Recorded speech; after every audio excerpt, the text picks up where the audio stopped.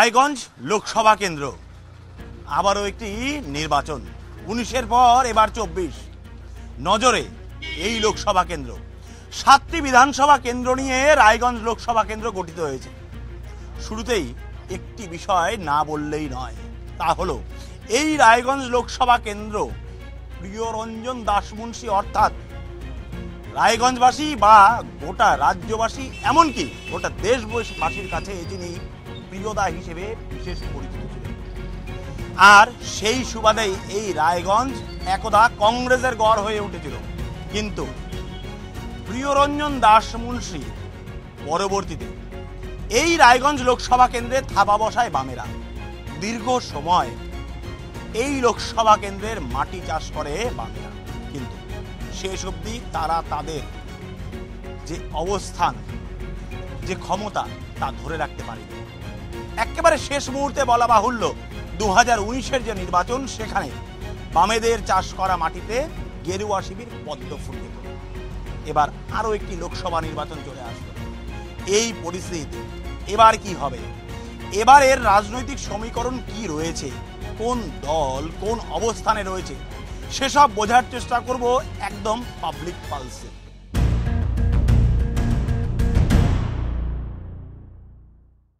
জনতা জনার্দনের কাছে আমরা পৌঁছে যাওয়ার চেষ্টা করি একবারে চায়ের থেকে।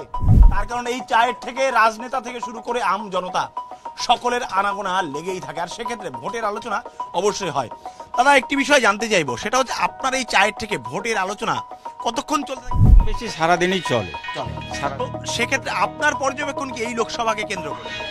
পর্যবেক্ষণ কি উন্নয়নটা হোক, উন্নয়নটা তো হচ্ছে, স্পিডটা কম। এই লোকসভা কেন্দ্রে আপনার কি পর্যবেক্ষণ রয়েছে? কি মনে হচ্ছে কার পালে বেশি হাওয়া, কে এগিয়ে রয়েছে, কে পিছিয়ে রয়েছে, কি মনে করছেন আপনি? বিজেপির হাওয়া। আচ্ছা, কালীগঞ্জে। আচ্ছা, কি মনে করছেন বিজেপি আসলে এখানে উন্নয়ন হবে? দেশব্যাপী যে বিজেপির যে উত্থান চলছে, তাতে বিজেপির এখানে হাওয়া আছে। প্রত্যেকে আমরা চাইছি যে বিজেপি আসুক, এই সিটটা বিজেপি উপহার দেহ কেন্দ্রে মোদিজির হাতে। মোদিজি আরো শক্তিশালীভাবে যেন আসতে পারে আগামীতে 400 পার, ইসবার 400 পার। এটাই আপনি কি বলছেন? বিজেপি আসলেই ভালো হবে। আমাদের বিজেপি আসলেই সব থেকে বেশি ভালো হবে, উন্নয়নটা বেশি দেখাবে। কার পালে বেশি হাওয়া লেগেছে এই মুহূর্তে? দেখুন, পালে হাওয়া বলতে আমাদের যেটা বিজেপির অবস্থান আছে আমাদের রায়গঞ্জ লোকসভা কেন্দ্রে, আমাদের বিগত দিনের যিনি আমাদের সাংসদ ছিলেন দেবশ্রীদি, ওনার হাত ধরে এবং নরেন্দ্র মোদীজির আশীর্বাদে আমাদের জেলা জুড়ে যে ব্যাপক উন্নয়ন হয়েছে, তো কম সময়ের মধ্যে এত কাজ এর আগের কোনো সাংসদই করতে পারেনি। তো আমাদের সেইটাই সম্বল, আমাদের উন্নয়নই আমাদের হাতিয়ার, যে এখানে বিজেপি ব্যাপক ভারেই জিতবে। এবং যে মূল বিরোধী দল যে তৃণমূলের যিনি প্রার্থী হয়েছেন, তার ব্যাকগ্রাউন্ডও খুব একটা ভালো নেই, এবং তিনি আসলেই একটা ব্যবসায়ী, আর তিনি রাজনীতিতে এসেছেনই ব্যবসা করতে। ফলাফল যাই হোক না কেন, বর্তমান এখন যা হাওয়া চলছে, মোদি ঝড় লহের যাকে বলে, আমি এটাই চাই। 2 নম্বর হচ্ছে যেভাবে বুথে বুথে সন্ত্রাস হয়, আমি চাচ্ছি যে একদম গণতন্ত্র অধিকার যাতে সবার থাকে, সবাই যাতে ভোট দিতে পারে। হাওয়া তো এখানে বিজেপির পক্ষে হাওয়া দেখছি, সবাই জনগণ বলছে, কিন্তু ব্যাপারটা হচ্ছে যে দীর্ঘ 2 বছর ধরে এই বোর্ড আসার পরে উন্নয়ন স্তব্ধ। আপনারা যে রাস্তাটাতে আসলেন, তাতে আপনারা যদি এই তৃণমূল বোর্ডের, তাতে রাস্তাটা দেখবেন যে চলার যোগ্য না, এবং নিত্য প্রতিদিনই এখানে কোনো না কোনো দুর্ঘটনা ঘটছে।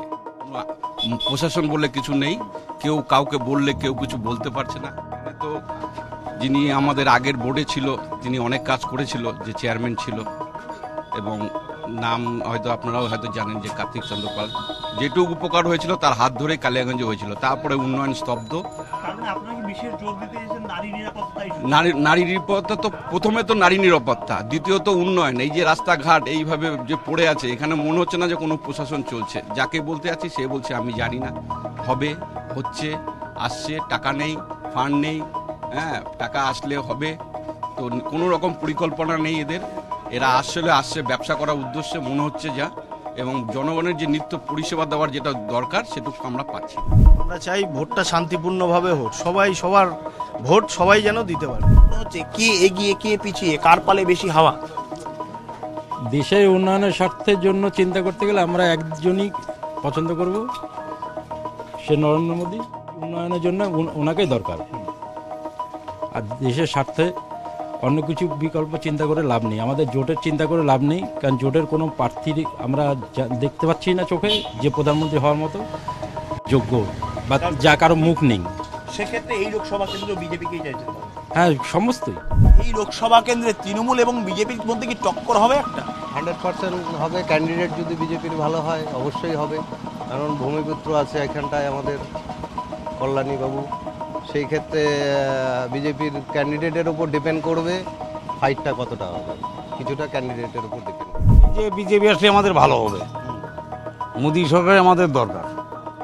এটাই চাই, সরকারে যেই আসুক যাতে আমাদের সমাজটা উন্নয়ন হয়, সেটাই আমরা শান্তিপূর্ণভাবে ভোট হোক। ভোট আসলে কি এখন ভয় লাগে? না, ভয় লাগে না, মানে এই যে মাঝে মধ্যে সন্ত্রাসের খবর উঠে আসে, বোমাবাজির খবর, ভয় লাগে না? লাগে না। আচ্ছা, এবারও ভোট দিতে যাবেন? দেবো তো। কি আশা আছে, মানে প্রার্থী তো অনেকেই দাঁড়াচ্ছে, যে জিতে আসবে সাংসদ হবে, কি আশা তার থেকে? 10 জন যেদিকে যাবে ওদিকে আমিও যাবো, আমি তো একাই যাবো না। আর ওটাই হলো কথা। মানে কি চাই, দাবি কি উন্নয়ন নাকি? দাবি নিয়ে কি করবো, দাবি তো অনেকগুলা দিলাম, দাবি তো কোনো দাবি মানতেছে না। যে সন্ত্রাসের চলছে তাতে একটু ভয় হচ্ছে। মানে ভোট দিতে যাওয়া নিয়ে? হ্যাঁ, ভোট নিতে যাওয়া নিয়ে ভয় হচ্ছে। মানে শান্তিপূর্ণ ভোট হোক, এটাই? হ্যাঁ, আমি চাই চারিদিকে যেরকম চলছে তাতে শান্তিপূর্ণভাবে ভোট হোক, কর্মসংস্থান মানে যেভাবে হচ্ছে তাতে আরো উন্নত হোক। এই যে বর্তমান যে পরিস্থিতি যে দেখা যাচ্ছে, এতে বা ভোট দেওয়ার নাম শুনলে ভয় লাগে? ভয় তো লাগে। কেন? আগে ওখানে লুটতরানি করা, চপড়া কাটাকাটায়। কি চান যে শান্তিপূর্ণ ভোট হোক। তো ভোট নিয়ে আপনার কি পর্যবেক্ষণ, কি মনে হয়, কে এগিয়ে কে পিছিয়ে, কার পালে বেশি হাওয়া লাগছে, কি মনে হয়? আমরা তো বলছি মোদি হলে ভালো হয়। তো মুমতা মানে কি আছে না আছে, নিচানেগুলো সব গুন্ডা আছে, লুটতরানি করা নিচাগুলো। মোদি না হলে ওগুলো সব খাই যাবে। রাস্তাগুলো কাজ করতে কোন রাস্তা আছে এখানে? আপনি দেখছেন আমরা গ্রামের লোক, রাস্তা কোনো ঠিক নাই। ভোট আসছে, মানে এবার কি পর্যবেক্ষণ আপনার কি মনে হচ্ছে, কি হবে এবারে ফলাফল? এবারে রাহুল জিতবে। মানে কংগ্রেস? উন্নয়ন হবে তাহলে? ভোটের হাওয়া কি বুঝতে পারছো? এবার ভোটের হাওয়া তো মনে হচ্ছে আগে থেকে শুরু হয়ে গেছে। আর ভোট বলতে যেই জিতুক যে হারুক আমাদের তো কিছু না, যাতে উন্নয়ন যাতে হোক এটাই আমরা চাই। জনগণের লাভ হোক, কর্মসংস্থান হোক, বেকাররা কাজ পাক, এর থেকে বেশি আমার কিছু চাওয়া নেই। মানে আমরা এটাই চাই যাতে ভোটে যেই জিতুক কাজ যাতে হয়। রায়গঞ্জ লোকসভা কেন্দ্র, এখানকার যারা সাধারণ মানুষ রয়েছেন তাদের মনের কথা আমরা বোঝার চেষ্টা করলাম এই পাবলিক পালসের মধ্যে দিয়ে। অর্থাৎ একেবারে রায়গঞ্জ লোকসভা কেন্দ্রের হারির খবর তারা তাদের নিজেদের মতন করে নিজেদের মত ব্যাখ্যা করলেন। এবার পালা ভোট বাক্সে, সেখানে গিয়ে বোঝা যাবে যে এই লোকসভা কেন্দ্রে শেষ হাসি কে হাসবে। আর সেক্ষেত্রে সকলের নজর ফলাফলের দিন ঘোষণার। রায়গঞ্জ থেকে ক্যামেরায় সৌমেন্দু মজুমদারের সঙ্গে তাইশার রিপোর্ট, ক্যালকাটা নিউজ।